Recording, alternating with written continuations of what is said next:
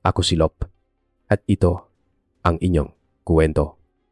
Sa mata ng publiko, si Gobernador Alejandro Vargas ay isang perpektong tao, isang lider na hinahangaan, isang pilantropo, isang mapagmahal na kamag-anak. Siya ang nanguna sa paghahanap sa kanyang nawawalang pinsan at pamangkin noong taong 2015. Siya ang nagbigay ng pag-asa sa isang pamilyang nagdadalamhati. Pero paano kung ang taong pinagkakatiwalaan ng lahat ay siya palang nagtatago ng pinakamadilim na sikreto 9 na taon ng katahimikan, 9 na taon ng mga kasinungalingan. Hanggang sa isang araw, isang pinto ang nabuksan. Isang pinto na gawas sa bakal, nakalibing sa ilalim lupa. At sa likod ng pintong iyon, matatagpuan ang kasagutan na babago sa lahat ng ating alam tungkol sa pagkawalan ni Benicio at Paulo Reyes. Ngayong gabi, bubuksan natin ang nakaraan at ilalantad ang katotohanan sa likod ng kwentong Cebu. 2015, ama at anak naglaho sa bakasyon 9 taon pagkaraan. Isang kwarto na nakalimutan na buksan.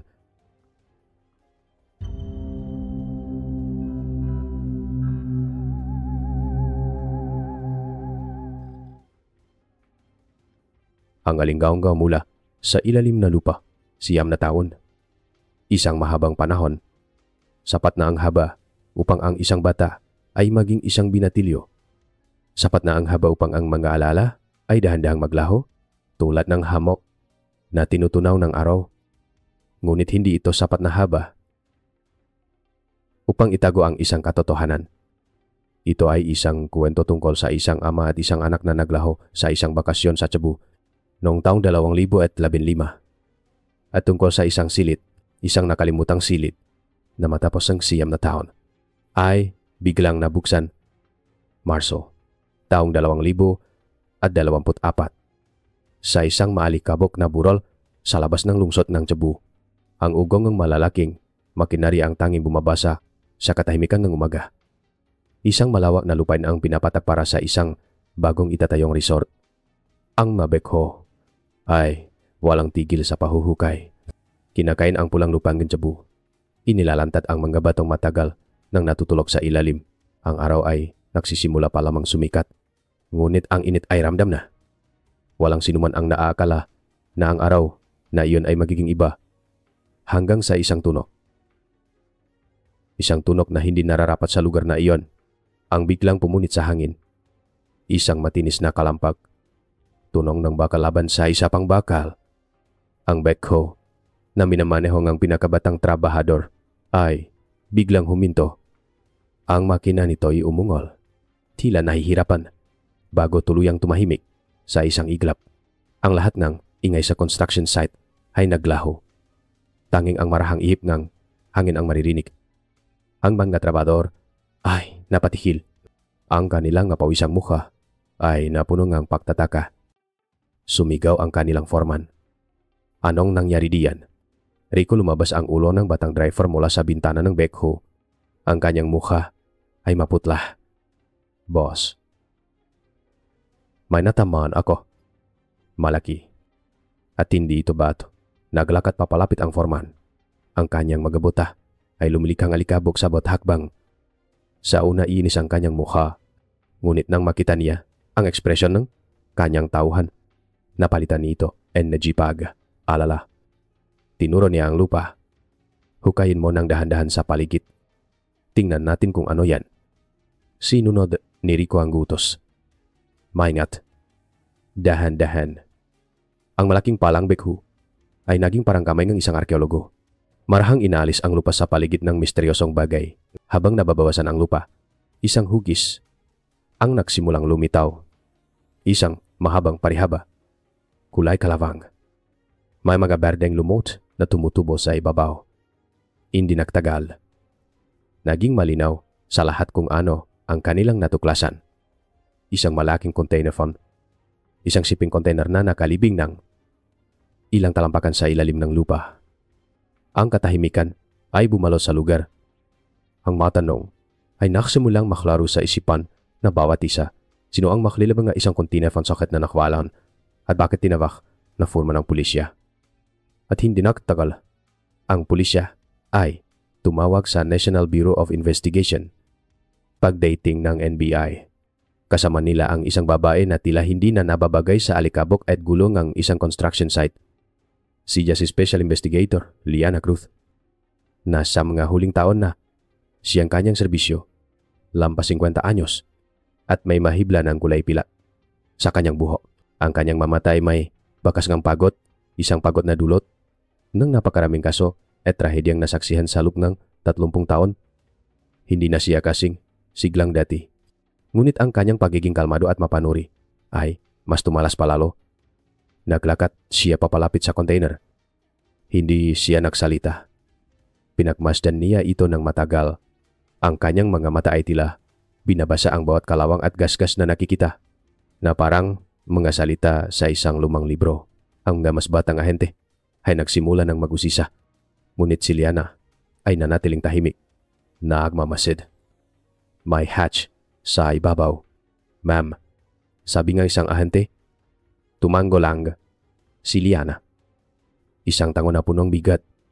Kinailangan ng ilang kalalakihan at isang crowbar upang mabuksan ang hatch.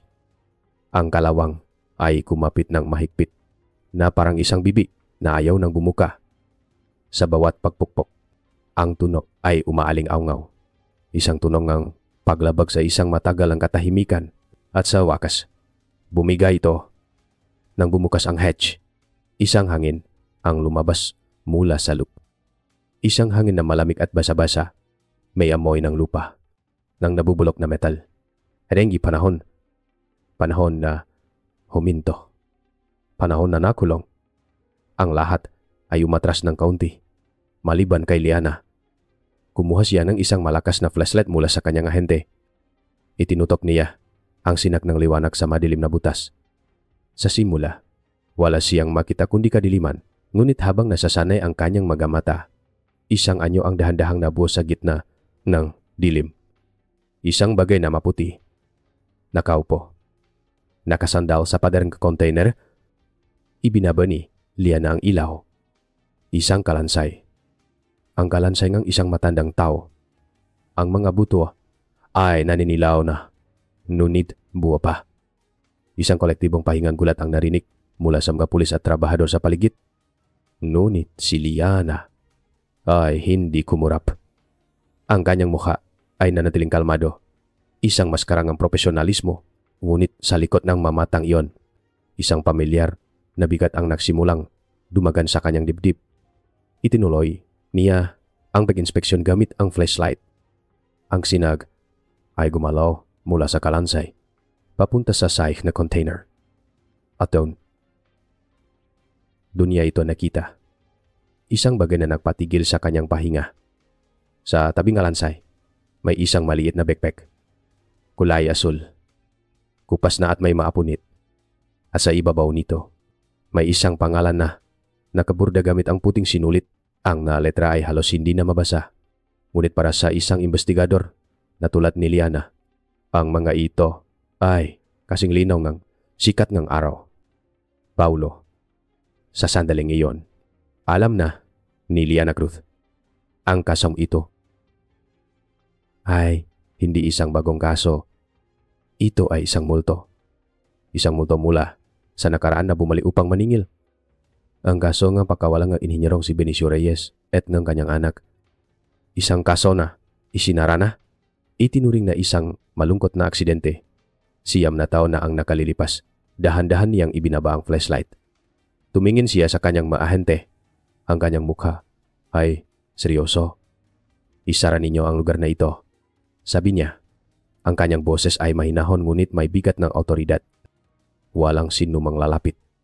Tinalikuran niya ang container at naglakad palayo ng ilang hakbang. Tumayo siya dun. Nakatingin sa malawak na kalangitan ng Cebu. Sa sandaling iyon, isang malamig na hangin ang umihip. Ginulo ang kanyang buhok at dumaan sa damuhan para kay Liana. Ang hangin na yon ay parang isang buntong hininga. Isang mahaba at malungkot na buntong hininga mula sa nakaraan. Ang alaala ng isang nawawalang tag-araw. Ang malamig na hangin sa kasalukuyan ay dahan-dahang naglalaho at ang kuwento ay marahang bumabalik sa nakaraan. Siyam na taon ang nakalipas. Sa isang mainit at maliwanag na tag-araw ng taong 2015, ang hangin ay may dalang amoy nga damo at ngang dagat, at ang langit ay isang perpektong bugaw na walang bahit ng ulap. Sa parehong burol kung saan natagpuan ang kalansay, noon ay isang malawak at luntiang parang. Dito madalas magpalipas ng oras ang mag-amang sina Benicio Reyes at ang kanyang 10 taong gulang na anak, si Paulo. Si Benicio, o Ben para sa magkaibigan, ay isang inhenyero sibil, isang taong tahimik, hindi pala salita, at mas sanay magsalita gamit ang mga numero at blueprints kaysa sa magasalita. Ang kanyang makamay ay magaspang, magakamay ng isang taong sanay sa pagtatrabaho, ngunit ang mga ito ay laging malumanay kapag hinahawakan ang kanyang anak. Mag-isa niyang pinalaki si Paulo mula nang pumanaw ang kanyang asawa dahil sa isang karamdaman. 3 taon na ang nakalipas. Si Paulo naman ang kanyang kabaliktaran. Isang batang masayahin, puno, enerhe, kuryosidad, at ang mga mata ay laging kumikinang sa tuwa. Siya ang araw sa tahimik na mundo ni Ben. Ang kanyang hininga, ang kanyang lahat. Isang gabi, habang makatabing nakahiga sa damuhan at pinagmamasdan ang libo-libong bituin, itinuro ni Paulo ang nagniningning na kalangitan. "Papa," tanong ng bata. Ang kanyang boses ay puno ng pagkamanga. "Bakit po may mga bituin na mas maliwanag kaysa sa iba? Sila po ba ang magaharing?" Umiti si Ben, isang ngiting bihirang makita na umabot hanggang sa kanyang mata. Hinaplos niya ang buhok ng anak. "Hindi niya," sinagot ang tanong sa paraang romantiko. Bilang isang inhenyero, sinagot niya ito sa paraang alam niya. "Anak, ang mabituin ay parang magbombilya. Ang iba ay mas malaki, kaya mas malakas ang ilaw. Ang iba naman ay mas malapit lang sa atin, kaya akala natin ay mas maliwanag sila. Ang liwanag nila, anak, ay isang kombinasyon ng lakas at distansya. Parang sa buhay, hindi lahat ng kumikinang ay siyang pinakamalakas." Tumango si Paulo na parabang naintindihan niya ang bawat teknikal na salita. Para sa kanya, lahat ng sinasabi ng kanyang ama ay batas. Lahat ay tama. Ang kanyang ama ang pinakamatalinong tao sa buong mundo. Sa tahimik nilang mundo, isang tao ang madalas dumalaw, si Alejandro Vargas, pinsan ni Ben, ngunit mas kilala bilang Gobernador Alex Vargas. Isang taong makapangyarihan, mayaman, at laging nakanggiti. Ang kanyang pagdating ay laging may kasamang ingay ang tunog ng kanyang mamahaling itim na sasakyan na umaakyat sa baku-bakong daan, ang kanyang malakas na pagbati na umaaling-aungaw sa buong bahay, at ang mga regalo para kay Paulo na laging mas malaki kaysa sa kailangan. "Kamusta na ang paborito kong pamangkin?" bati ni Alex isang hapon. Habang buhat-buhat si Paulo, nagdala siyang isang malaking remote control na helicopter. Agad na nagliwanag ang mukhang bata. "Salamat po." Tito Alex tumingin si Alex kay Ben at tinapik ito sa balikat. Isang tapik na medyo mas marin kaysa sa nararapat. "Huwag kang mag-alala, Ben. Habang narito ako, hindi ko kayo pababayaan. Pamilya tayo. At ang pamilya, nagtutulungan." Mayroong utang na loob si Ben kay Alex. Si Alex ang tumulong sa gastusin sa ospital nung nakasakit ang kanyang asawa. Si Alex ang laging nag-aalok ng tulong pinansyal. Ngunit sa likod ng pasasalamat, may isang maliit na bahagi sa kanyang isipan na hindi mapakali. Isang pakiramdam na hindi niya maintindihan, na parang isang maliit na batong nakatago sa kanyang sapatos. Isang hapon, habang nasa franda, si Ben at nag-ayos ng sirang laruan ni Paulo, narinig niya ang boses ni Alex mula sa loob ng bahay. Kausap nito ang isang tao sa telepono. Ang tono nito ay iba. Hindi na ito ang masayahing boses na naririnig niya. Ito ay malamig, nagnenegosyo, at walang pasensya. "Bantayan ninyo ang bawat galaw ni Ben," utos ni Alex sa kausap. Ang kanyang boses ay mababang ngunit madiin. "Gusto kong malaman ang lahat. Lahat. Lalo na ang maplano niya para sa lupa." Biglang, ibinaba ni Alex ang telepono nang mapansin niyang papalapit si Ben. Mabilis siyang umiti na parang walang nangyari, ngunit nakita ni Ben ang pagbabago sa mga mata nito. Isang kislap ng lamig na dagliring naglaho na parang anino ng isang dumarang ulap. Lumipas ang ilang linggo. Ang pakiramdam ng pakabahala ay hindi nawala kay Ben. Isang araw, dinala ni Alex ang isang mamahaling leather briefcase. Mula rito, inilabas niya ang isang folder na punong nga dokumento. Umupo siya sa tabi ni Ben. Ang kanyang amoy ng mamahaling babango ay tila hindi bagay sa simpleng bahay nito. Ben, sabi niya sa isang seryosong tono, itong lupa ng pamilya natin. Malaki ang potensyal nito. Isipin mo, isang world-class resort. Magbibigay ito ng trabaho sa maraming tao. At siyempre, malaking pera para sa pamilya. Para sa kinabukasan ni Paulo, inilatak niya ang mapapel sa mesa. Alam kong abala ka kay Paulo. Hayaan mo na akong mag-asikaso nito. Pirmahan mo lang itong special power of attorney. Ako na ang bahala sa lahat. Tiningnan ni Ben ang magkapapel. Ang mga salitang legal ay tila lumalangoy sa kanyang paningin. Ang tanging nakikita niya ay ang lupa kung saan sila nagpapalipat ng saranggola ni Paulo. Ang lupa kung saan nakatayo ang kanilang maliit na bahay. Ang huling alaalang kanyang asawa. Umiling siya ng marahan. Salamat salok, Alex. Pero, kaya ko pa naman. Ito na lang ang naiwan sa akin ni Marisa. Hindi ko ito may pagkakatiwala sa iba. Ang ngiti sa mukha ni Alex ay hindi nagbago. Ngunit ang kanyang mata ay bahagyang nanliit. Isang halos hindi mapansing pagbabago. Ziga, sabi niya. Ang kanyang boses ay kalmado pa rin. Ngunit may kakaibang tigas. Kung iyan ang gusto mo. Tumayo siya at nagpaalam na parang walang nangyari. Habang paalis ang kanyang sasakyan, napatensya si Ben sa side, mihawk nito. Nakita niya ang mga mata ni Alex na nakatingin pabalik sa kanya. Sa burol, ang namatang iyon ay hindi na punong pag-aalala. Ang mga ito ay punong kalkulasyon. Malamig at mapanganib. Naramdaman ni Ben ang isang biglaang takot na gumapang sa kanyang likod. Tumakbo si Paulo papalapit sa kanya at niyakap ang kanyang binti. Niyakap niya si Paulo ng mahigpit na parang sa pagyakap na iyon ay mapoprotektahan niya ito mula sa isang panganib na hindi pa niya lubusang naunawaan. Hindi niya alam kung bakit, ngunit pakiramdam niya ang tag-araw na iyon ay hindi magtatapos ng mapayapa.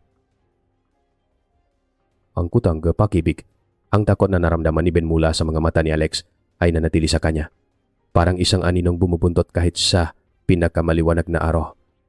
Hindi na ito isang simpleng hinala. Ito ay isang babala. Isang gabi, habang hindi makatulog, binuksan niya ang kanyang laptop at nagbasa ng mga lokal na balita. Isang artikulo ang kumuha ang kanyang atensyon. Tungkol ito sa mamarahas na agawan ng lupa sa makalapit na probinsya, mga pamilyang nawawala ng tahanan, taong biglang naglalaho na parang bula. Ang makwento ay makakaiba, ngunit ang pattern ay isang makapangyarihang tao, isang mahalagang lupain, at isang pamilyang nasa gitna. Sa sandaling iyon, nagpasya si Ben.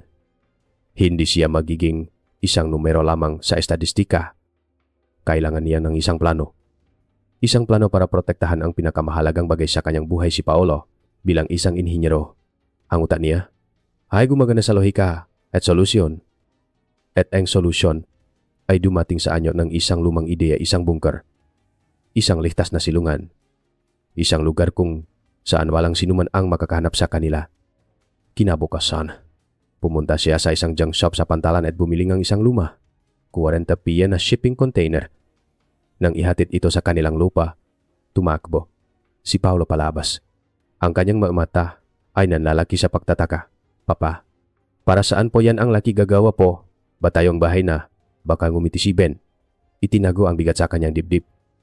Hindi niya maaring sabihin ang totoo. Hindi niya maaring ilipat ang kanyang takot sa munting puso ang kanyang anak. Kaya ginawa niya itong isang laro. Isang adventure. Mas maganda pa sa bahay. Anak, sabi niya, habang ginugulo ang buhok nito. Gagawa tayong isang sikretong base. Ang ating command center. Isang kuta. Tatawagin natin itong Ark Fortresses Ang mata ni Paulo ay nanining na parang mabituin. Isang sikretong base ito ang pangarap ngang bawat batang lalaki. Ang sumunod na mga linggo ay naging isang masayang proyekto para sa mag-ama. Nalaman ni Alex ang tungkol dito sa isa sa kanyang mga pagdalaw.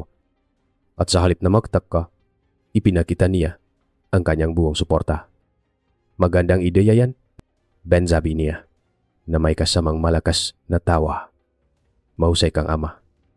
Laying inisip ang Kelly para kung may bagyo o lindol, ligtas kaya. Ipinadala pa niya ang isa sa kanyang pinakakatiwalaang trabahador, isang matandang karpintero na nagngangalang Mang Jose, upang tulungan si Ben sa pahuhukay. Si Mang Jose ay isang mabait na tao, mahigit 60 taon na, at ang kanyang katapatan ay nasa pamilya Vargas na mula pa noong bata siya.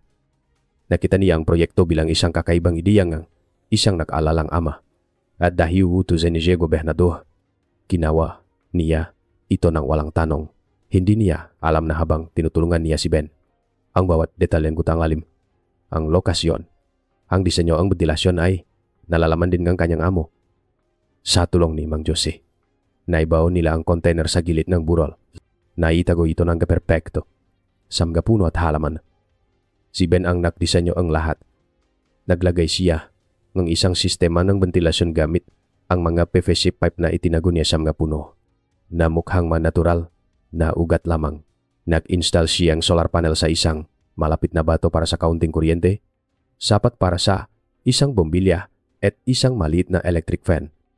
Sa loob, naglagay silang isang double deck na kama, mga estante para sa mga dalatang pagkain at tubig, at isang maliit na mesa kung saan maaring magdrawing si Paulo. Para kay Paulo, ito ay isang palasyo, ang kanilang sariling kaharian. Ligtas mula sa lahat ng halimaw sa mundo. Isang gabi, matapos ang maghapong pagtatrabaho sa kuta, umuwi sila ng pagod ngunit masaya. Habang naglilinis ang kanyang pickup truck, may napansin si Ben sa ilalim chassis. Malapit sa gulong sa likuran, isang bagay na hindi dapat naroon. Isang maliit na itim na kahon na may kumukurap na berdang ilaw na nakadikit sa pamamagitan ng isang magnet. Kinuha niya ito. Ang plastik ay malamig sa kanyang kamay. Isang aparato para sa pagtukoy ng lokasyon. Isang GPS tracker na lamis ang buong katawan ni Ben. Sa kabilang mainit na gabi, alam niya kung kanino ito galing. Tanging isang tao lamang ang may motibo. Tanging isang tao lamang ang may paraan. Hindi siya nagsalita. Hindi niya ipinakita ang takot kay Paulo na masayang naglaro sa loob ng bahay. Dinala niya ang aparato sa likod bahay, sa ilalim ng isang punong mangga. Kumuha siya ang isang malaking martilyo mula sa kanyang toolbox at sa ilalim na tahimik na buwan. Paulit-ulit niya itong pinupok. Bawat pukpok ay may kasamang bigat ng galit at takot hanggang sa ito'y maging pira-pirasong plastik at metal. Nang gabing iyon, habang mahimbing na natutulog si Paulo, nakatayo si Ben sa bintana, nakatingin sa katiliman, magurol. Ang laro ay nagjing totoo na. At alam niya, malapit na ang susunod na galaw ng kanyang kalaban dahil sa pagmamahal. Si Benicio ay gumawa ng isang kuta gamit ang bakal para protektahan ang kanyang anak mula sa mundo sa labas. Ngunit sa kaibuturan, ang tunay na kuta ay gawa sa pag-ibig. Sa Tagalog, ang pag-ibig na iyon ay tinatawag na pag-ibig. Kung naniniwala ka rin na ang pagmamahal na isang magulang ang pinakaligtas na kanungan, mag-iwan ng komento ng salitang pag-ibig sa ibaba upang malaman namin na kasama ka pa rin namin sa kwentong ito. Ang bagyo na kapalaran ang tensyon na naramdaman ni Ben ay parang isang namumuong ulap sa kalangitan, madilim at mabigat. At hindi nagtakal, ang ulap na iyon ay naging isang tunay na bagyo. Isang umaga, ang balita sa radyo at telebisyon ay iisa lang ang laman. Isang malakas na bayo na may international name na Kokpu ay paparating. At ang Cebu ay nasa mismong daraanan nito. Ang mga anunsyo ay paulit-ulit. Ang boses ng mga news anchor ay seryoso, inanunsyo ng Pag-asa na itinaas na sa signal number 3 ang babala sa buong probinsya. Pinayuhan ang lahat na mag-ingat at humanap ng ligtas na masisilungan. Ang mga klase ay suspendido. Ang mga opisina ay nagsara. Ang buong lungsod ay naghahanda. Para kay Ben, ang balita ay nagdulot ng isang pamilyar na kaba. Ngunit para kay Alejandro Vargas, na nanonood ng balita mula sa kanyang marangyang opisina, ito ang perpektong pagkakataon. Ito ang sandaling matagal na niyang hinihintay, isang act of God na magiging perpektong takip para sa isang gawang ng demonyo. Tanghali pa lang, ang langit ay nagsimula ng dumilim na parang gabi. Ang hangin ay nagsimulang umihip ng malakas, isang mababang ugong na unti-unting lumalakas. Ang mga alon sa dalampasigan ay naging marahas, imahampas sa padeen daga at nagsimulang bumuhos ang ulan, hindi isang ordinaryong ulan, kundi malalaking pata na parang mabatong bumabagsak sa kanilang yero na bubong, lumilikhang isang nakabibinging ingay. Sa gitna ng papalakas na bayo, tumunog ang telepono ni Ben. Ang pangalan ni Alex ay lumitaw sa screen. Huminga siya ng malalim bago sagutin. Ben, sigaw ni Alex sa kabilang linya. Ang kanyang boses ay punong-kunwaring pag-aalala at pagmamadali. Naririnig mo ba ang balita? Ang lakas ng bagyo. Signal number 3 na inisip ko si Paulo. Huwag kayong magstay diyan sa bahay. Masyadong giluma na yan. Masyadong delikado. Gamitin ninyo ang Ark Fortress. Doon, sigurado kayong ligtas. Nag-alinlangan si Ben. Ang kanyang isipan, ang kanyang insting bilang isang inhinyero ay nagsasabing huwag magtiwala. Ngunit ang puso niya, ang puso ng isang ama, ay ibang kwento ang sinasabi. Tiningnan niya si Paolo na nakaupo sa sopa, nakayakap sa kanyang unan, ang mamatay na lalaki, sa takot sa bawat malakas na kulog at matalim na kidlat. Hindi ko alam. Alex? Baka dito na lang kami. Ben, makinig ka sa akin. Pagpapatuloy ni Alex. Ang kanyang boses ay mas naging mapilit, mas makapangyarihan. Hindi ito panahon para sa Frida. Para ito kay Paulo. Kalimutan mo muna ang anumang alitan natin. Ang mahalaga ay ang kaligtasan niya. Pumasok kayo doong pangako. Pagkatapos ng bagyo, kapag medyo humina na ang hangin, ako mismo ang pupunta diyan para tingnan kayo. Pangako yan. Ang salitang pangako ay tumata sa isipan ni Ben. Isang pangako mula sa isang taong alam niyang hindi mapagkakatiwalaan. Ngunit sa kabilang banda, ang panganib ngang bagyo ay totoo. Nakikita niya. Naririnig niya. Tiningnan niya ulit ang kanyang ana. Papa, sabi ni Paulo. Ang kanyang boses ay nanginginig. Punta po tayo sa fortress, sabi niyo po. Safe down. Walang makakapasok na kulok doon. Di ba ang masalitang iyon? Ang masalitang iyon mula sa kanyang anak ang tuluyang sumira sa lahat ng kanyang pagdududa at pagtatanggol. Paano niya may pakakait ang kaligtasan at kapayapaan ng isip sa sarili niyang anak dahil lang sa isang hinala tumango siya? Isang mabagal at mabigat na paktango. Ziga, anak, mahanda ka na. Nakmadali silang magpake. Isang backpack na may lamang sapat na pagkain at tubig para sa 2 araw, flashlight, baterya, at mga paboritong libro at drawing materials ni Paulo. Naksot silang kaputi at sa gitnang malakas na ulan at hangin na halos tumangay sa kanila, tinahak nila ang maikling daan patungo sa kanilang kuta. Ang pinto ng hatch ay mabigat. Kinailangan ni Ben ang buong lakas niya para itaas ito laban sa hangin. Pumasok sila sa loob, basa at nanginginig sa lamig. Bago isara ang pinto, sumilip si Ben sa labas sa huling pagkakataon. Wala siyang makita kundi ang gulay-abong langit, ang mapunong sumasayaw sa galit ng hangin, at ang ulan na bumubuhos na parang isang kurtina. Isinara niya ang hatch. Isang malakas na kalabog ang gumalingaw-ngaw sa loob ng maliit na espasyo. Isang tunog ng bakal na nagsasara ng tuluyan. Pagkatapos, katahimikan. Ang ingay ng bagyo sa labas ay halos hindi na marinig. Napalitan ng isang mahinang ugong. Tanging ang mahinang tunog ng kanilang pahinga at ang pagtulong ng tubig mula sa kanilang nga damit ang naririnig. Ang lahat ay napalitan ng dilim at ng isang nakabibinging katahimikan. Ang malamig na libingan at ang tinik ng ama mula sa malakas na kalabog ng baka sa nakaraan. Ang kwento ay bumabalik sa nakabibinging katahimikan ng kasalukuyan. Salog ngang shipping container na 9 na taong naging isang libingan. Ang forensic team ay maingat na nagtatrabaho sa masikip na espasyo. Ang kanilang bawat galaw ay sinusukat at dahan-dahan. Ang hangin sa loob ay mabigat.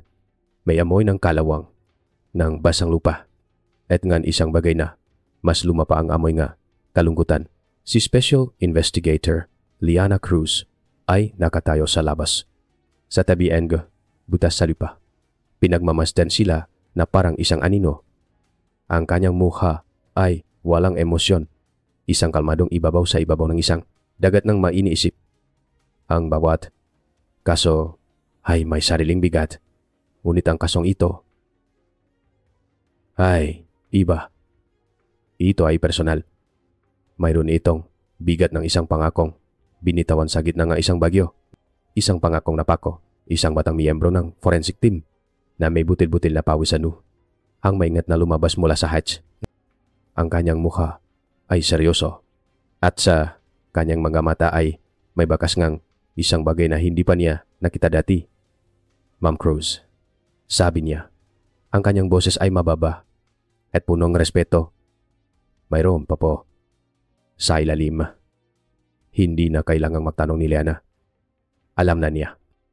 Isang malamig na kirot ang gumapang sa kanyang dibdib. Ngunit, hindi niya ito ipinakita. Tumango lang siya at maingat na bumaba ulit sa loob nga. Madilim na, bakal na kahon. Sa tulong ng mas malakas na ilaw na itinutok ng team, ang buong eksena ay naging malinaw. At ito ay isang eksena ng habang buhay na mananatili sa kanyang isipan, isang imaheng paulit-ulit na babalik sa kanyang mga panaginip. Sa likod ng kalansayng matanda na nakasandal sa pader ay may isa pang kalansay. Mas maliit, mas marupok. Ang kalansay ng isang bata, ang nabuto nito, ay halos yakap nga buto nga mas malaking kalansay. Ang munting bungo nito ay nakasubsab sa dibdib ngang na parabang sa huling sandali nga kanilang buhay. Sa gitna ng kadiliman at ng paunti-unting pagkawalang ang hangin, ang tanging magagawan ng ama ay hilahin papalapit ang kanyang anak. Yakapin ito ng mahigpit upang protektahan ito mula sa isang kaaway na hindi nakikita. Isang huling akto ngang pag-ibig sa harap ng isang hindi maiwasang katapusan, isang sandali nga tatahimikan ang bumalot sa lahat ngang nasalop. Kahit ang nabiyasang forensic expert ay napatigil. Ito ay higit pa sa isang crime scene. Ito ay isang sagradong lugar. Isang testamento ang pag-ibig ngang isang ama na hindi natin nakahit sa harap ng kamatayan. Para kay Liana, na isa ring ina sa 2 anak na lalaki na, malalaki na ngayon. Ang tanawin ay parang isang punyal na dahan-dahang tumusok sa kanyang puso. Ngunit bilang isang investigador, kinailangan niyang isang tabi ang kanyang emosyon. Itinuon niya ang kanyang atensyon sa mga bagay sa paligid. Ang latang ang pagkain na hindi nabuksan. Ang aming bote na tubig na halos puno pa. Nagpapatunay na hindi gutom o uhaw ang kanilang ikinamatay. Ang kanilang kawe ay ang oras. At ang hangin. At ang tao na kulong sa kanila. At ang asul na backpack ni Paulo habang ang iba ay abala sa mga buto. Si Liana, na may suot na guwantes, ay maingat na kinuha ang backpack. Ito ay mabigat dahil sa pagkababas sa halumigmig ng 9 na taon. Dahan-dahan niya itong binuksan na parang nagpupukas ng isang lumang regalo na punong kalungkutan sa loob. Nakita niya ang magamit ngang isang 10 taong gulang na bata, mga libro na namaga na ang mapahina at hindi na mabasa, mga krayola na nakadikit-dikit na parang isang makulay na bato, at ilang maliliit na laruang robot na kinakalawang na. Sa ilalim ng lahat ng ito, naramdaman niya ang isang bagay na matigas at hugis silindro. Inilabas ni Jaito, isang tubo na gawa sa PVC, ang na ginagamit sa construction. Ang haba nito ay halos isang talampakan. Ang makabilang dulo ay mahigpit na salyado gamit ang tinunaw na kandila na naging parang wax. Ito ay hindi basta-basta. Ito ay isang gawa ng isang tao, maingat, isang inhinyero. Isang taong may gustong protektahan mula sa tubig at sa panahon. Dinala niya ito sa labas, sa ilalim ng liwanag ng araw. Maingat niyang ginamit ang isang maliit na kutsilyo upang tanggalin ang selyo sa isang dulo. Mula sa loob, inilabas niya ang isang bagay na nakarolyo. Isang kwaderno, isang maliit na kwaderno na ginagamit ng mga inhinyero at arkitekto na may magaling ng grit sa bawat pahina. Ang papel medyo naninilaw na sa gilid. Ngunit dahil sa pagiging airtight ng tubo, ito ay tuyo at nasa perpektong kondisyon. Binuklat niya ito. Ang maunang pahina ay punong na teknikal na guhit at kalkulasyon ang disenyong ventilasyon ng container, ang layout ng solar panel, ang listahan ng mga suple. Ito ang isipan ng isang inhinyero sa papel. Ang isipan ni Benicio Reyes, isang testamento ng kanyang paghahanda at katalinuhan. Ngunit habang binubuklat niya ang mahuling pahina, ang mga numero at guhit ay napalitan ng mga salita. Isang sulat kamay na isinulat gamit ang lapis. Ang mga letra ay malinaw at matatak sa simula, ngunit unti-unting naging nanginginig habang papalapit sa dulo. Ang huling pahina, mayroon lamang itong ilang linya. Isinula sa gitna, enkepay na parang isang huling hininga. Si Liana ay huminga ng malalim, suot ang kanyang guwantes. Maingat niyang hinawakan ang pahina. At sa gitnang katahimikan ng burol, sa harap ng isang malamig na libingan, binasa niya ang mga huling salita ni Benicio Reyes. Ang kanyang boses, bagamat mahina, ay umalingaw-ngaw na parang isang kulog sa pandinig ng maahenteng nakapaligid sa kanya. Malakas ang hangin. Si Paolo ay natutulog na. Si Alex ay hindi pa dumarating. Ang sistema ng ventilasyon ko ay tatagal lamang ng 3 araw kung sino man ang makabasa nito. Alamin ninyo na si Alejandro Vargas ang nag-iwan sa amin dito. Paulo, patawarin mo si Papa. Mahal na mahal kita. Walang luha. Walang emosyon sa mukha ni Liana. Tanging ang masalita lamang. Ngunit para sa kanya, ang masalitang iyon ay mas malakas pa kaysa sa anumang siga, mas matibay pa kaysa sa anumang ebidensya. Ito ang tiningang isang patay. Isang tinik na naglakbay sa loob ng 9 na taon para humingi ng hustisya. Isinara niya ang kwaderno ng dahan-dahan. Tumingala siya sa langit ng Cebu, ang parehong langit na nakita ni Benicio sa huling pagkakataon. Ang kanyang matang pagod ay biglang naalap na parang baga. Hawak na niya ang tinig ng ama. Ngayon, sisiguraduhin niyang maririnig ito ang buong mundo. Ang pagbitak ng maskara, hawak ang kwaderno ni Benicio, na ngayon ay ligtas ng nakalagay sa isang evidence bag.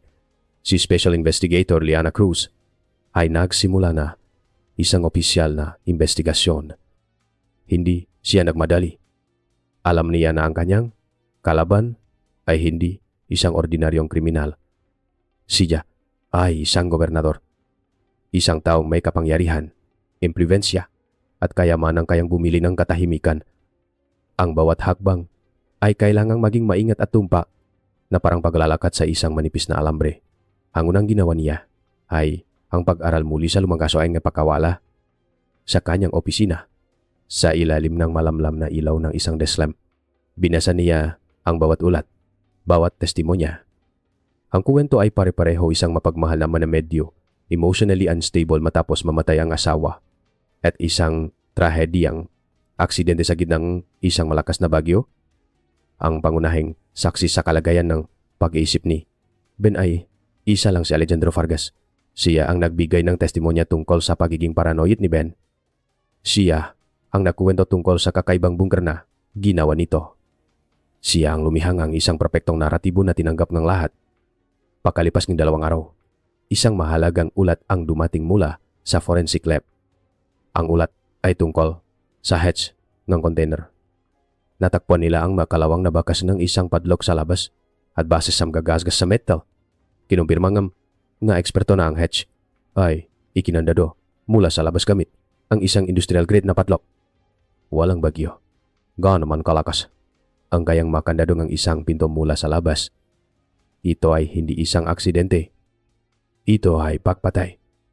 May sapat na siyang dahilan Nagset siya nga isang appointment kay Gobernador Vargas.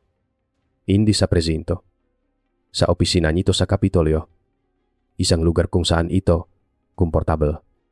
Isang lugar kung saan ito makapangyarihan. Isang lugar kung saan nararamdaman nito na kontrolado niya ang lahat. Ang opisina ni Alex ay malaki at marangya na may malawak na bintanang tanaw ang buong lungsod. Nakaupo siya sa likod ng isang malaking mesa na gawa sa mahogani. Nakasuot ng isang mamahaling suit. Ang kanyang ngiti ay kasing init at kasing perpekto, gayang dati. Isang ngiting nakapagpapanalo nga eleksyon. Investigator Cruz, bati niya, habang itinuturo ang upuan sa harap ng kanyang mesa. Isang karangalan, ano ang gamay pa ilingkod. Kosa, enebi umupo si Iliana. Inilapak niya ang kanyang manipis na folder sa mesa. Gobernador, simulan niya. Ang kanyang boses ay kalmado at profesional. Nandito po ako dahil sa natagpuang container pansay sa samga construction site sa kabundukan. Ang ngiti ni Alex ay hindi nagbago. Narinig ko nga ang tungkol diyan. Isang malungkot na pangyayari. Isang trahedya na muling nabuksan.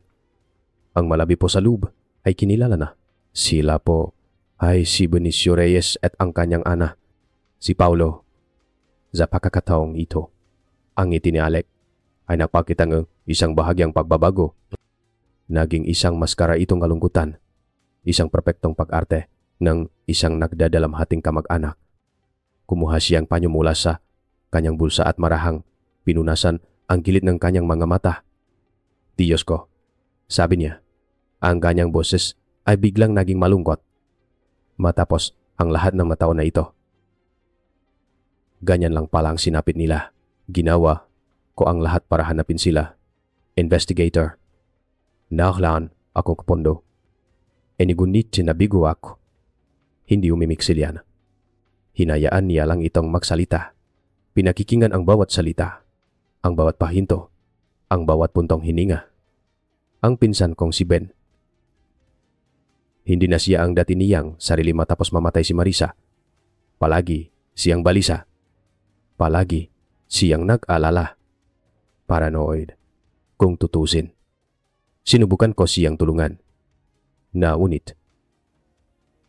Ayaw niyang magpatulong. Kailan po ang huling beses na nakausap ninyo siya? Gobernador, tanong ni Liana. Ang kanyang mamata ay hindi bumibitiw sa mukha ni Alex. Bago maglandfall ang bagyo, sagot ni Alex, mabilis at walang pag-alinlangan, na parang ilang beses na niyang sinabi ang linyang ito. Tinawagan ko siya. Sinabihan ko siyang mag-ingat. Sinabi niya na mananatili lang sila sa bahay. Yon na ang huli. Naming pag-usap. Akala ko ay ligtas sila. Ang bawat salita ay tila perpektong inensayo. Pinakmasdan siya ni Liana. Pagkatapos ay natanong siya ng isang tanong na tila walang kaunayan, isang tanong na parang isang maliit na batong inihagis sa isang tahimik na lawa. Gobernador, pamilyar po ba kayo sa isang lalaking nagngangalang Jose, Mang Jose?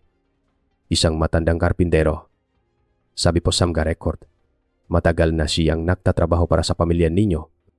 Sa pagbanggit ng pangalan, isang bagay ang nangyari, isang bagay na napakabilis, na kung hindi ka nakatutok, ay hindi mo mapapansin. Ang mabalikat ni Alex ay bahagyang nanigas. Ang kanyang magadaliri na nakapatong sa mesa ay bahagyang kumuyom. Isang micro-expression ng gulat o takot. Ngunit kasing bilis ng paglitaw nito. Nawala rin ito. Ngumiti ulit siya. Ngunit sa pagkakataong ito, ang ngiti ay hindi na umabot sa kanyang mata. Mang Jose. Si Mang Jose. Matagal na siyang retirado. Isang mabuting tao. Bakit mo natanong, May? Kinalaman ba siya rito? Hindi. Sumagot si Liana. Tumayo na siya. Wala naman po. Salamat po sa inyong oras, Gobernador. Habang naglalakad siya palabas ng marangyang opisina, alam na ni Liana ang dalawang bagay. Una, si Alejandro Vargas ay isang napakagaling na sinungaling. At ikalawa, Nahanap na niya ang unang bitak sa perpektong maskara nito. Ang pangalan bitak na iyon ay Mang Jose. Ang huling pagamen. Ang paghahanap kay Mang Jose ay hindi naging madali. Matapos magretiro, tila naglaho na rin siya na parang bula. Walang record sa SSS. Walang address sa mga lumang dokumentong kumpanya. Ngunit si Liana Cruz ay isang investigador mula sa lumang panahon. Sana'y siyang magtanong, maglakad, at maghanap mga tao ngayon, magpahanap. Ang kanyang paraan ay hindi high-tech. Ito ay tao sa tao. Pagkatapos ng isang linggong pagtatanaw sa mga lumang kapitbahay at kasamahan sa trabaho sa construction, nakuha niya ang isang pahiwatig. Isang matandang foreman ang nakaalala na si Mang Jose ay laging nagsasabi na pangarap niyang tumira sa isang lugar kung saan ang tanging maririnig niya ay ang alon. Dinala ni Liana ang kanyang paghahanap sa mga maliliit na komunidad ng mangingisda sa timog ng Cebu. At doon, sa isang liblib na barangay, nahanap niya nakatira si Mang Jose sa isang maliit na barong-barong sa tabing dagat, malayo sa ingay ng lungsod at sa mamulto na karaan. Nang unang makita ni Liana si Mang Jose, nakita niya ang isang matandang lalaki na pinahina ng panahon at ng isang mabigat na pasanin. Ang kanyang likod ay kubana. Ang kanyang kamay ay nangingini. At ang kanyang mata ay laging nakatingin sa sahig na para bang takot harapin ang mundo. Nakaupo siya sa isang upuang gawa sa kawayan. Nag-ayos ng isang sirang lambat. Nang ipagkilala ni Liana ang kanyang sarili bilang NBE, ang takot sa nga matanda ay naging sinda. Nabitawan niya ang lambat. Wala akong alam, sabi niya kaagad. Ang kanyang boses ay garal-gal at halos pabulong. Matagal na akong walang kinalaman sa mga Vargas. Huwag ninyo akong idamay. Sinubukan niyang tumayo para pumasok sa loop, ngunit tila nang hina ang kanyang matuhod. Hindi siya pinilit ni Liana. Hindi niya ito tinakot. Sa halip, umupo siya sa isang lumang bangko sa labas ng barong-barong. Ilang talampakan ang layo mula sa matanda at tumingin sa dagat. Maganda po dito, sabi ni Liana. Ang kanyang boses ay malumanay. Tahimik. Hindi umimik si Mang Jose. Hindi po ako naparito para sa mga Vargas, Mang Jose. Pagpapatuloy ni Liana. Naparito po ako para kay Benicio at sa kanyang anak, si Paulo. Sa pagbanggit ng mapangalan, isang bagay ang nagbago kay Mang Jose. Ang kanyang nanginginig na kamay ay mas lalong nanginig. Yumuko siya. At ang kanyang mabalikat ay nagsimulang umalok. Hindi nagsalita si Liana. Hinayaan niya lang ang katahimikan na magsalita para sa kanya. Pinanood nila ang paghampas ng mga alon sa dalampasigan. Isang ritmong hindi nagbabago. Isang ritmong nakasaksi sa lahat. Hindi sila karapat dapat sa nangyari sa kanila. Hindi pa ba? Mang Jose, pagpapatuloy ni Liana. Ang kanyang boses ay halos isang bulong na rin, isang mabuting ama si Benicio at si Paulo. Isang bata lamang siya, 10 taong gulang.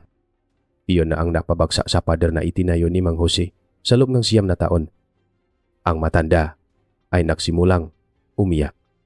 Hindi isang malakas na pag-iyak, kundi isang tahimik na pagikbi na nangmumula sa kaibuturan ng kanyang kaluluwa. Ang maluhang matagal na niyang itinatago ay bumuhos na parang ulan. Dumadaloy sa mga kulubot sa kanyang piski at nagsimula siyang makuwento. Ang kanyang salita ay potal-utal. Nabibiya ang kanyang mahikbi. Ikinuwento niya ang tungkol sa utang na loob. Ang pamilya Vargas ang nagparal sa kanyang mga anak. Ang gobernador ang nagpagamot sa kanyang asawa. Kaya nang utusan siya na tulungan si Ben sa pagtatayo ng isang bunker, ginawa niya ito. At nang sabihin ng gobernador na ito ay isang sikreto, na nahimik siya. Ikinuwento niya ang arong bagyo. Pinapunta siya ni Alex sa burol.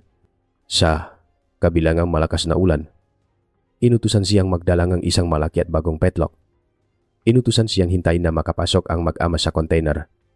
At pagkatapos, inutusan siyang ikandado ito mula sa labas. Sabi niya, para daw sa kaligtasan nila. Sabi ni Mang Jose sa gitna ng kanyang ngahigbi. para daw walang makapasok na masamang tao habang may bagyo. Sabi niya, babalikan niya sila. Nagtiwala ako sa kanya. Pagkatapos, biniyan niya ako isang sobrang puno pera. Sabi niya, umalis na ako. Magtago. At huwag na huwag magpapakita o magtatanong. Sa loob ng 9 na taon, ginugol ni Mang Jose ang pera. Ngunit kasama nito ang isang bigat sa kanyang konsensya na hindi kayang bayaran ng anumang halaga. Bawat gabi, binabangungot siya. Nakikita niya ang mukha ni Paulo. Naririnig niya ang kalabog ng pinto. Nang matapos siyang magkwento, tila nabunutan siyang isang malaking tinik. Huminga siya ng malalim. Isang hiningang tila ngayon lang niya. Ulit na gawa. Sa loob ng 9 na taon. Hinawakan ni Liana ang kamay ng matanda. Ito ay magaspang at malamig. Kailangan ko po ang opisyal ninyong testimonya. Mang Jose. Tumango ang matanda. Ang mga luha ay patuloy pa rin sa pagagos. Sa unang pagkakataon, sa loob ng 9 na taon, tiningnan niya si Liana ng diretso sa mga mata. Ang takot ay napalitan ng isang uri ng kapayapaan. Isang pagtanggap, ang huling pirasong palaisipan ay nahanap na. Minsan, ang katotohanan, ang pinakamabigat na pasanin na kayang dalhin ng isang tao. Ngunit sa pagsasabi lamang nito, ang kaluluwa ay nagiging malaya. Kung nakikinig ka pa rin hanggang dito, pakisulat ang salitang katotohanan sa comment section sa ibaba upang malaman ko na mayroon pa ring mga kasama sa paglalakbay na ito. Ang inyong presensya ang pinakamalaking inspirasyon upang ipagpatuloy ang kwento ng paghahanap ng hustisya para kay Benicio at Paulo. Ang paghahawa na ni Liana Cruz ang lahat ng kailangan niya. Ang kwaderno ni Benicio na nagsasalita mula sa libinga. Ang ulat ng forensic tungkol sa padlock. Isang malamig at matigas na katotohanan. At ang sinumbaang salaysay ni Mang Jose. Isang tinig na pagsisisi na bumabasag sa 9 na taon ng kasinungalingan. Ang bawat isa ay isang pirasong isang madilim na puzzle. At ngayong buwan na ito, oras na para ipakita ang larawan. Ang pag-aresto kay Gobernador Alejandro Vargas ay hindi ginawa sa Gitna NG Gabi. Hindi ito ginawa ng patago. Ito ay ginawa sa kasagsagan ng araw sa gitna ng isang malaking charity event na siya mismo ang naorganisa. Isang event para sa Paolo Reyes Foundation. Isang pundasyong itinatag niya kunwari para sa mga batang ulila. Isang perpektong kasangkapan para sa kanyang imahe bilang isang mapagkawang-gawang leader. Ang setting ay perpekto sa kanyang kabalintunaan habang nagbibigay siya ng isang madamdaming talumpati sa entablado sa ilalim ng kumikinang na ilaw. Sa harap ng dandang tao at ng mga kamera ng media, tahimik na pumasok si Liana Cruz at ang kanyang mga ahente sa bulwagan. Naghintay sila sa likod, mga anino sa gitna ng karangyaan. Nang matapos ang kanyang talumpati at sa gitna ng malakas na palakpakan, habang kinakamayan niya ang maimportanteng bisita, nilapitan siya ni Liana. Walang sinabi. Ipinakita lamang niya ang arrest warrant. Ang ngiti sa mukha ni Alex ay naglaho na parang isang ilusyon na tinamaan ng liwanag. Ang palakpakan ay unti-unting humina, napalitan ng mabulungan na parang mabubuyok. Ang mga kamera na kanina'y nakatutok sa kanyang ngiti ay nakatutok na ngayon sa kanyang naguguluhang mukha. Sa harap ng lahat, tahimik siyang pinusasan. Walang siga, walang gulo. Isang tahimik at malamig na pagbagsak ng isang makapangyarihang tao na mas masakit pa kaysa sa anumang siga o ang interogasyon room sa NBI headquarters ay malamig at walang bintana. Ang tanging muebles ay isang metal na mesa at 3 upuan. Isang malaking kaibahan sa marangyang opisina ni Alex. Nakaupo siya dun, hindi na nakasuot ng kanyang mamahaling suit, kundi isang kulay kahel na damit na bilanggo. Sa kanyang tabi ay ang kanyang abogado, isang matalas na lalaki na may mamahaling relo. Sa harap niya, si Liana Cruz na nakaupo ng tuwid. Ang kanyang mukha ay kalmado na, parang isang tahimik na lawa. Sa simula, si Alex ay kalmado pa rin. Mayabang. Isang pag-arte na pinandaing maraming taon sa politika. Hindi tatayo sa korte ang kasong ito. Investigator, sabi niya. Isang ngisi ang gumuhit sa kanyang malabi. Ang ebidensya ninyo ay isang kwaderno ng isang taong hindi matatak ang pag-isip at ang testimonya ng isang matandang ulyanin na binayaran ninyo marahil hindi umimik si Liana. Inilapag niya sa mesa ang 3 bagay. Una, ang ulat ng forensic tungkol sa padlock na may kasamang malalaking litrato. Pangalawa, isang maliit na screen kung saan ipinalabas niya ang videong pag-amin ni Mang Jose. At pangatlo, ang kwaderno ni Benicio. Binuksan niya ito sa huling pahina. 3 araw, sabi ni Liana. Ang kanyang boses ay mahinahon ngunit may talim na kayang tumagos sa bakal. 3 araw silang naghintay sa iyo sa loob ng madilim na kahong iyon. 3 araw. Alam mo ba kung ano ang nararamdaman ng isang taong unti-unting nauubusan ng hangin? Gobernador ang pagkasunoksa, baga ang pakpanik, ang pagkawalang pag-asa. Hindi ko alam ang sinasabi mo, sagot ni Alex. Ngunit ang kanyang pagiging kalmado ay nagsisimula ng magpakita ng gabita. Ang kanyang madaliri ay nagtambol sa mesa.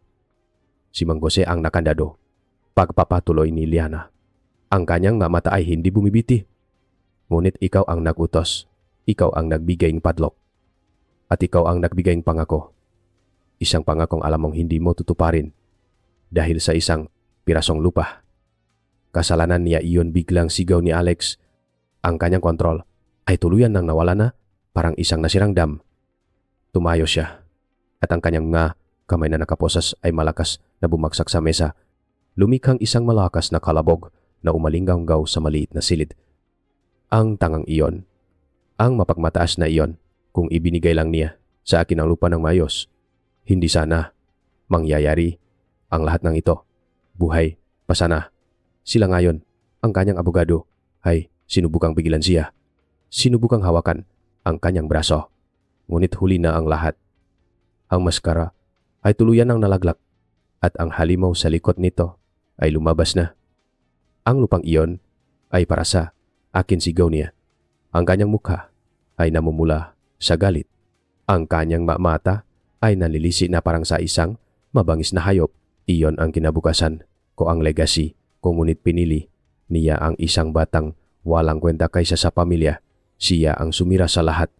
Ako ang nagbigay sa kanyang lahat. At iyon ang isinukli niya sa akin. Inamin niya ang lahat. Sa pagitan ng masigaw at pagmumura, inamin niya ang pagpaplano, ang pagutos kay Mang Jose, ang pag-iwan sa kanila upang mamatay. Ngunit sa kanyang boses, walang bakas ng pagsisisi. Tanging galit. Galit ng isang spoiled na bata na hindi nakuha ang kanyang laruan. Galit ng isang taong naniniwala na ang mundo ay pag-ari niya at sinumang humadlang ay dapat alisin. Si Liana ay nanatiling nakaupo, tahimik na nakikinig. Ang lahat ng sinasabi ni Alex ay nare-record. Ito ang tunay na pagbagsak. Hindi ang pag-aresto sa harap ng media, kundi ito. Ang paglalantad ng isang bulok at maliit na kaluluwa sa loob na isang malamig at tahimik na silid. Nang matapos siyang sumiga at humingal, napaupo siya muli sa upuan na parabang naubusan ng lakas. Ang kapangyarihan ni Alejandro Vargas ay hindi nawala nang siya ay posasan. Ito ay nawala sa sandaling iyon sa loob ng 4 na sulok ng silid na iyon, nang ang kanyang kadakilaan ay napatunayang isang kasinungalingan lamang. Ang alingaw-ngaw ng hustisya, ang paglilitis kay Alejandro Vargas, ay naging isang pambansang palabas. Ang bawat upon sa courtroom ay puno, araf-araf. Ang mataong dati ay humahanga sa kanya ay naroon upang saksihan ang kanyang pagbagsak. Ang kanilang mamukha ay pinahalong pag-usisa at pagkasuklam. Ang media ay nasa labas, nagula sa bawat detalye. Ginagawang isang teleserye ang tunay na buhay na trahedya. Sa gitna ng lahat ng ito, si Alex Vargas ay nakaupo sa upo ng akusado. Ang kanyang mukha ay walang emosyon, na parang isang estatwang bato, tumatanging ipakita ang anumang kahinaan. Si Liana Cruz ay isa sa mga pangunahing testigo. Nang tawagin ang kanyang pangalan, Naglakad siya patungo sa witness stand. Ang kanyang bawat hakbang ay may bigat at determinasyon. Kalmado niyang isinalaysay ang lahat mula sa pagkatuklas sa container sa mga detalye ng forensic report hanggang sa pag-amin ni Mang Jose. Ang kanyang boses ay hindi nangiinig. Maratsay, amelinaw. Ang tagausik ay naglabas ang isa pang ebidensya, isang bagay na ikinagulat ng lahat. Maga, dokumento mula sa bangko. Ipinakita nito na ang Paulo Reyes Foundation, ang pundasyong ipinagmamalaki ni Alex, ay isang panloloko. Karamihan sa milyon-milyong donasyon na natanggap nito sa loob ng 9 na taon ay napupunta sa mga lihim na akon sa ibang bansa. Ginamit niya ang pangalan ng batang pinatay niya upang magpayaman. Isang kolektibong pahinga ang galit ang narinig sa buong courtroom. Isang tunaw na mas malakas pa kaysa sa anumang sigaw. Ngunit ang pinakamabigat na sandali, ang sandaling tumatak sa puso ng lahat na naroon, ay dumating nang ilabas ng tagausig ang kwaderno ni Benicio. Ito ay nakalagay sa isang protektadong plastik. Ngunit ang mga huling salitang nakasulat sa lapis ay malinaw pa rin. Investigator Cruz, sabi ng taga-usig. Ang kanyang boses ay punong respeto. Maaari mo bang basahin para sa korte ang huling isinulat sa kwadernong ito? Kinuha ni Liana ang kwaderno. Ang buong silit ay nabalot ng isang nakabibinging katahimikan. Maging ang mga reporter sa labas ay natahimik. Tumingin siya sa mga hurado. Pagkatapos ay sa mga taong naroon. At sa wakas, kay Alex na sa unang pagkakataon ay nagpakita ng isang bahagyang pagbabago sa kanyang mukha. Isang kislap na isang bagay na hindi mabasa. At nagsimula siyang magbasa. Ang kanyang boses ay matatak, ngunit puno ng emosyon na hindi niya na napigilan. Malakas ang hangin. Si Paulo ay natutulog na. Si Alex ay hindi pa dumarating habang binabasa niyang nga salita. Ang mga ito ay tila nakaroon ng sariling buhay. Pinupuno ang bawat sulok ay nagisilid. Ang kwento ng isang ama na naghihintay. Ang kwento ng isang pangakong napako. Ang kwento ng pag-ibig sa gitna ng kadiliman. Kung sino man ang makabasa nito, alamin ninyo na si Alejandro Vargas ang nag-iwan sa amin dito. Ang masalita ay tumama na parang isang martilyo. Maraming tao sa audience ang nagsimulang umiyak ng tahimik kahit ang ilan sa mga hurado ay hindi napigilang punasan ang kanilang mga mata. At sa wakas, ang huling masalita, ang mga salitang naglalaman ng lahat. Paulo, patawarin mo si Papa. Mahal na mahal kita. Pagkatapos ng salitang iyon, walang nang kailangang sabihin pa. Ang tinig ni Benicio Reyes mula sa kanyang libingan ay mas malakas pa kaysa sa anumang argumento ng mga abogado. Ito ang katotohanan. Dalisay at masakit. Hindi naktagal. Ibinabang ng gahurado ang kanilang hatol. Isang desisyon na mabilis nilang narating. Guilty. Sa lahat ng kaso, murder, kidnapping, estafa, ibinaba, NG hukumang, sentensya reklusyon perpetua, habang buhay na pagkabilanggo, nang walang posibilidad ng parol. Habang ginilalabas, si Alex Vargas mula sa courtroom, ang kanyang mukha ay blanko pa rin. Ngunit sa kanyang mamata, makikita ang katotohanan. Siya ay isang talunan, hinubaran ng lahat ng kapangyarihan at paggalang. Lumabas sila na krus sa gusaling korte. Ang araw ay maliwanag at ang hangin ay sariwa. Huminga siya ng malalim. Pinupuno ang kanyang bagang hangin ng kalayaan, isang kalayaan na ipinakait kina Benicio at Paolo. Sa loob ng 30 taon, ito ang kanyang trabaho. Ang magbigay boses sa mga hindi na makapagsalita. At ngayon, sa kanyang huling kaso bago magretiro, nagawa niya ito. Ang hustisya, bagamat naantala ng 9 na taon, ay sa wakas ay dumating na. Kung saan tumutubo ang pag-ibig, lumipas pa ang ilang taon. Ang ingay ng kaso ni Alejandro Vargas ay unti-unting humina. Naijing, isang kuwento na ikinukuwento na lamang mga lolo at lola. Isang babala tungkol sa kasakiman at kapangyarihan. Siya ay nalimot na sa loob na malamig na pader na bilangguan isang anino na lamang ang kanyang dating sarili. Lahat ng ari-arian ni Alex na nakuha sa pamamagitan katiwalian ay sinumpis ka ng gobyerno. Kasama na rito ang malawa na lupain sa burol ang lupang naging sanhi ng lahat. Ang lupang diniligan ng dugo at kasinungalingan. Ang lugar kung saan dating nakalibing ang container van, ang lugar ngang isang krimen at isang lihim, ay hindi na isang bakanteng lote. Ito ay nagbago. Ito ay muling isinilang. Sa tulong ng isang non-government organization na nakatuon sa kapakanan ng mga bata at ng lokal na pamahalaan, ang lupain ay ginawang isang pampublikong parke, isang lugar na puno nga puno, mga bulaklak, at isang palaruan para sa mga bata. Ang lupaing dati ay sumisimbolo sa kamatayan ay ngayon ay isang lugar na buhay at pagtawa. At sa gitna ng parke, sa pinakamataas na bahaging burol kung saan madalas magpalipat ng saranggola sina Ben at Paolo, itinayo ang isang maliit ngunit modernong gusali. Ang arkitektura nito ay simple at bukas, na may malalaking bintana na nagpapapasok ng liwanag at hangin, isang libreng learning center para sa mga batang kapuspalat sa komunidad. Ang pangalan ng sentro ay Paolo's Ark Fortress. Isang maraw na hapon, si Liana Cruz, na matagal nang retirado, ay bumisita sa lugar. Ang kanyang buho ay kulay pila na lahat at ang kanyang magalaw ay mas mabagal na, ngunit ang kanyang mga mata ay kasing talas pa rin ng dati. Naglokat siya sa mga landas ng parke. Nakita niya ang mga bata na nagtatakbuhan, nagtatabanan at naglalaro sa damuhan. Ang tunong kanilang matawa ay tila isang musika na nagpapagaling sa lupaing iyon. Tinatanggal ang anumang bakas ng kalungkutan na naiwan. Pumasok siya sa loob ng learning center. Ang mapader ay punong malibro at mga educational toy. Sa isang sulok, may isang maliit na seksyon na nakatuon sa science at engineering. May mga modelong gawa sa kahoy, mga simpleng makina, at mga libro tungkol sa mga bituin, isang paraan ng pagbibigay-pugay sa isang ininyerong ama at sa kanyang mausisang anak. Nakita niya ang isang batang lalaki na masayang ipinapaliwanag sa kanyang nakababatang kapatid kung paano gumagana ang isang maliit na windmill na gawa sa recycled materials.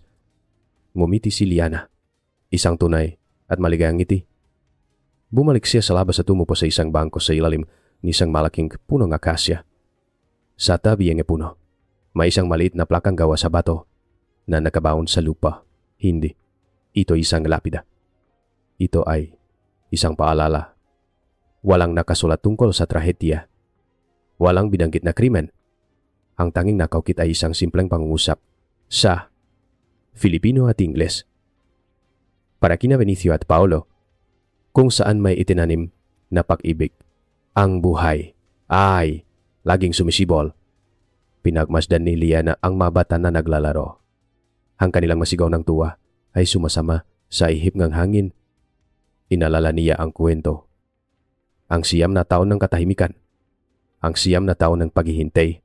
Natanto niya na ang siyam na taon ay hindi lamang panahon ng pagkalimot.